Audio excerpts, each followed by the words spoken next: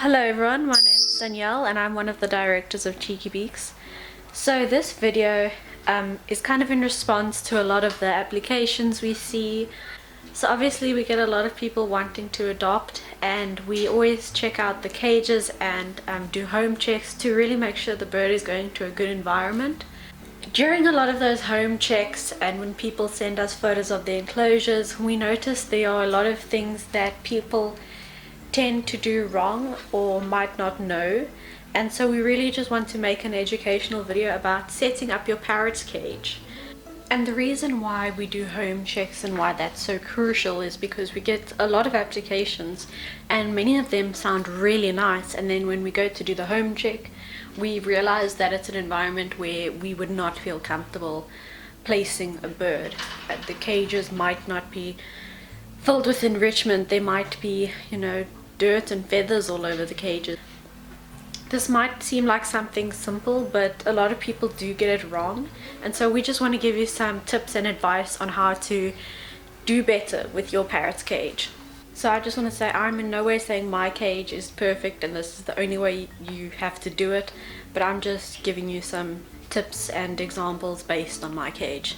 So at the back you can see I've got the green container, and that's filled with some foot toys and some broken off beads and wood pieces from other toys. So that's like a fun toy box for my bird, and I really encourage you to add something like that to your bird's cage. It also serves as a means for foraging, so you can also hide some treats in there for your bird to dig up and find. I also recommend stainless steel food and water bowls.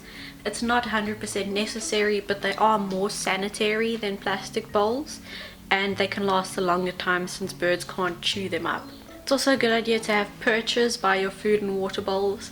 This one is placed in a location where it does get pooped on occasionally, but I decided to put this specific perch there because it's one that's really easy to scrub off. So that's something that I can scrub like once a week, and it's really easy to get all the poo off. That's a guava perch, by the way. In the back there I've got a circleborst perch, and next to it I have what is actually a vegetable holder from the small animal section in the pet store, and I roll up newspaper and put that in there because my parrot loves shredding up newspaper. So that's a way of enrichment that I've created for him. In the front here I've got a grapevine. This is Tango's main perch that he sits on, and the reason I made it his main perch, or placed it in the part of the cage which he sits mainly, is because it's got all this different sizes to it. Some parts of it are smaller, some parts of it are bigger, so it's really good for maintaining foot health.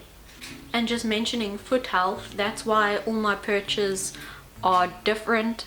They're, different sizes, different materials, like different wood, and that's really good for birds. I also have a rope perch, which is something I personally really like because of its texture, and it's also softer. Rope perches can be controversial because they can be really dangerous for some birds. Some birds will chew at it, and then the fibers could be ingested by them and cause impaction, which can be deadly to birds. However, Tango's had this rope perch for years and it's still in perfect conditions. That's why I know it's safe for him. But that's something you'd have to monitor with your individual bird. The moment they chew at it, you'd want to remove it. You don't want that hazard in your cage. But for birds who won't chew at it at all, this is something that's really nice to have it in your parrot's cage. The perch that's the highest up and in the back corner is my parrot's sleeping perch. Parrots like to sleep up where it's high, so I'd recommend putting a perch that's higher up that can be your parrot's sleeping perch. That is a toy of Tango's that he got a few days ago, and he already chewed all the beads off of it, and he's chewing that main bit now. And it's important to remember that the best parrot toys are the ones they chew within a few days or even a few hours.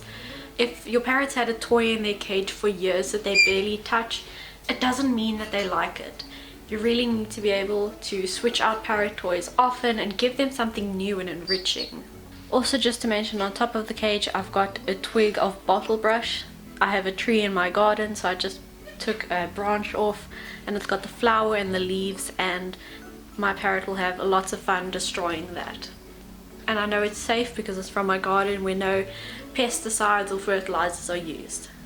I will leave a link in the description to an article that we put on our website listing different parrot suppliers who sell amazing things. For example, the wild vine perch is from Sylvana's Parrot Perches. The toys I have currently in Tango's cage are from Toys by Cockatoo Jewel. And so we really want to shout out to all the small businesses selling really great parrot supplies.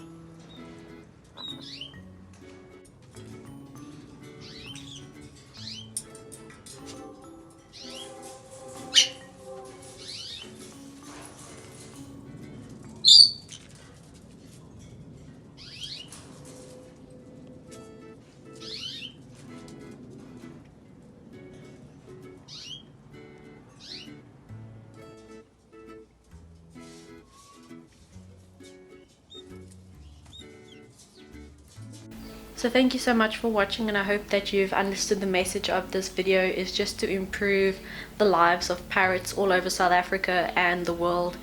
There are just so many parrots we see that live in quite sad conditions, and we all know what it's like to be locked up at home with nowhere to go and nothing to do because of lockdown, and parrots can feel that exact same way when they have a cage that's got like no toys and only 1 or 2 perches. So we really just want to improve the lives of birds everywhere. So thank you so much for watching, and we'll hopefully see you in the next video. Bye!